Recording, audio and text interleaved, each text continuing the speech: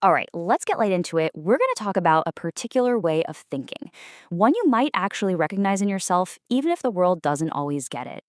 So let me ask you something.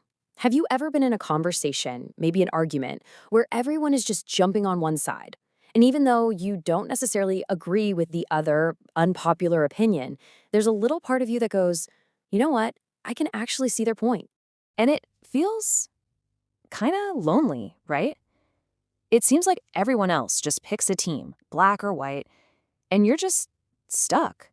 You're stuck in this gray area in the middle, able to see the sense in both arguments. But here's the thing. What if that feeling of being stuck isn't a bad thing? What if it's not a weakness at all, but actually your greatest strength?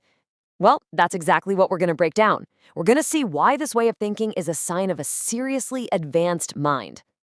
Okay, first things first, we've got to talk about how other people see this. You know, the labels that get slapped on you when you think this way. Any of that ring a bell? Yeah, just because you don't give a simple yes or no answer, people can assume you don't have a backbone. They think your depth is just you being indecisive. But man, they are completely missing the point. So let's shift gears. Forget what other people think. Let's look at what's really going on inside your head, according to actual psychology. Yep, you heard that right. This isn't some bug in your system, it's a feature. Being able to hold two competing ideas in your head at once, well, that's a classic sign of some seriously high-level brain power. So you might be wondering, how does this actually work? What makes it a sign of intelligence? Well, the first piece of this puzzle is all about how your brain handles complexity. This is basically your superpower.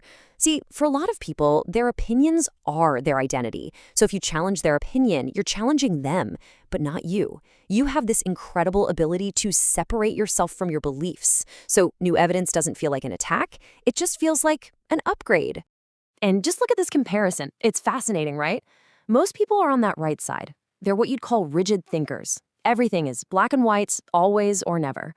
But you live on the left side. You see the world in shades of gray, in probabilities. You just get instinctively that very few things are 100% certain. And that, right there, is what makes your judgment so sharp. All right, the next part of this might sound a little weird, maybe even like a bad thing. But trust me, it's another huge strength. And it's this. You're constantly questioning yourself. Now, hold on, this is not about being insecure. This is about being intellectually honest. Instead of just assuming you're right, your brain is always running this little program in the background, double-checking its own work. Think of it like a built-in fact checker for your own mind.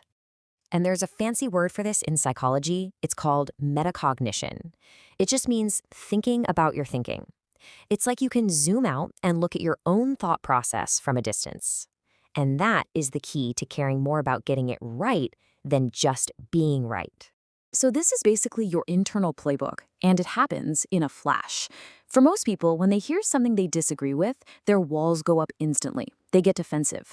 But your brain does something completely different. It hits pause. It asks, wait, could I be the one who's wrong here?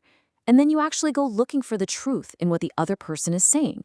Okay, so what do you get when you mix that mental flexibility with that constant self-questioning? Well, you get our third point. Your brain isn't thinking in a straight line. Oh no, it's weaving this incredibly detailed, complex picture. Think about it. While someone else just hears the words coming out of a person's mouth, your brain is doing all of this stuff at once. It's connecting dots nobody else sees, spotting contradictions, figuring out the real reason behind what's being said. You're not just hearing what they think, you're figuring out the entire roadmap of how they got there. And here's the really critical part. Because you can separate the cold, hard logic of an idea from the hot, messy emotions of an argument, you can go to places in a conversation that other people just can't. You can explore a tough idea without your own feelings getting in the way. You just watch and you analyze. But let's be real for a minute. Thinking this way isn't always a walk in the park. It's tough. I mean, holding all of these different, conflicting ideas in your mind at the same time, it can be absolutely exhausting. And this right here, this sums up the whole problem perfectly. To someone on the outside, it looks like you can't make up your mind. But on the inside, in your reality, you're running 1,000 different scenarios. You're not stuck. You're just being thorough. I really want you to hear this next part. That feeling of being drained, that struggle to just plant a flag on one side of an issue. That's not a sign that something's wrong with you. It's just the price of admission for having a mind that's powerful enough to see the world as it truly is, complicated. So the next time somebody gets frustrated and tells you to just pick a side already, I want you to remember what's actually happening. Your mind isn't wired for easy answers. It's wired for the real answer. And that really brings us to the final question, doesn't it?